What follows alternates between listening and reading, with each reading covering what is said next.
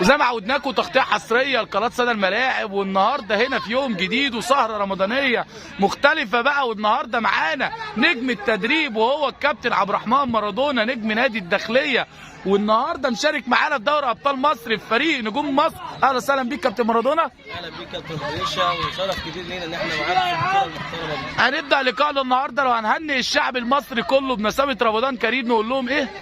طبعا نقول للشعب المصري والامه العربيه جميعا كل سنه وانتم طيبين، ودايما كده الامه العربيه والاسلاميه بخير وبسعاده ان شاء الله. شايف النهارده يعني من خلال دوري ابطال مصر وكواليس السهرات الرمضانيه دي، كنا عايزين نعرف تحضيرك للاعبين، بتقول لهم ايه وبتوجههم ازاي ما قبل المباريات؟ طبعا الفتره دي فتره صيام، طبعا كل سنه وانتم طيبين. طبعا بيبقى ليها تعليمات خاصه للعيبه. طبعا قبل المباراه بيبقى طبعا افطار خفيف، الماتشات كلها بعد الفطار. طبعا بنهيئهم كويس قوي، بنجيب حبه جرعات تحفيزيه طبعا، لان طبعا فترات رمضان بتبقى جميله جدا، او اللعب في دورات رمضانيه بتبقى جميل جدا بعد الفطار، وبتبقى تنافس جميل جدا. بنقابل بقى الفرق المختلفه، واحتكاك كويس جدا في البطوله اللي احنا موجودين فيها ان شاء الله. بصفتك بقى تاريخك الكبير والانديه اللي لعبت فيها سواء لعيب او تدريب، النهارده شايف بقى كدوري ابطال مصر استفدت من خلاله؟ شايف اللعيبه عندك بتقدر تستفاد، تقدر تتسوى، تقدر تروح لحته كويسه، تقدر تاخد خبرات من الماتشات بتاعه دوري ابطال مصر؟ اكيد يا كابتن، بطوله كبيره ومحترمه فيها فرق ما شاء الله اكتر من 150 فريق. محتاج طبعا احتياج قوي جدا. في فرصه كبيره ان اللعيبه بتاعتنا بدل ما احنا ساعات بيبقى في تدريب على نص ملعب او على 18 ل 18، اللعيبه بتستفاد، بتلعب مباراه كامله بوقت كامل على ملعب كامل. ده طبعا فارق جدا مع الاولاد، بيستفادوا جدا انه يلعبوا كتير على الملاعب ال 11.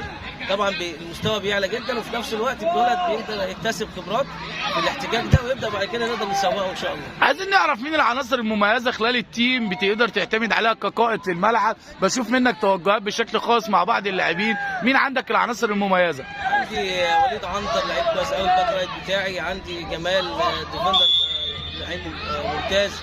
يعني الفريق ككل عشان ما ننساش حد، لا هم ما شاء الله جيدين جدا وبيتطوروا، وده اللي احنا بنوصل له يعني. نجوم مصر السنه دي ناويه تعمل ايه بقى في بطوله دوري ابطال مصر، وهي معروف عنها ان هي على طول على منصات التتويج، ويمكن البطولات الماضيه على طول من ضمن الاربع مراكز، والموسم قبل الماضي حصلت برضه على البطوله. شايف بقى النهارده دوري ابطال مصر مجهز له ايه عشان تقدر تاخد البطوله؟ طبعا عايز اقول لك السنه دي في فرق قويه جدا حتى في بطوله رمضان، فاحنا بنحاول نكون موجودين من الفرق الاوائل، وحتى لو ما صادفناش التوفيق شرف كبير لينا احنا متواجدين، وان شاء الله نستفاد. واولادنا احنا بنستعد من بدري قوي بنادي نجوم مصر في البطولات المختلفه معاكم، وان شاء الله يبقى احتكاك واستفاده كبيره للاولاد الفتره الجايه قبل فتره الاعداد ان شاء الله بعد العيد، وان شاء الله يبقى نوعدكم ان احنا تشوفوا نادي نجوم مصر حاجه محترمه ومختلفه الفتره الجايه. لو هنوجه النهارده رساله بقى شكر للجهاز الفني كله، المعاون، لاولياء الامور اللي بيجوا يساندوا خلال كل مباراه للاعبين، نقول لهم ايه؟ اقول لهم الف شكر ليكم اولياء الامور بالذات، حاجه لا توصف. شفناهم في الحفلات الفتره اللي فاتت، حاجه مشرفه جدا. بهدلهم كل النجاحات اللي موجوده دلوقتي، وبشكر جدا اللجنه المنظمه كابتن بريشة وكابتن اسامه العميد وكابتن مصطفى السفير. حاجه الله اكبر، انا فخور جدا ان انا متواجد معاكم ان شاء الله. نتمنى لك التوفيق، سعيد جدا بلقائي معاك كابتن عبد الرحمن مارادونا، وانتظرونا وتغطيات خاصه وكواليس كل يوم جديد في دوري ابطال مصر. شرف لينا كابتن.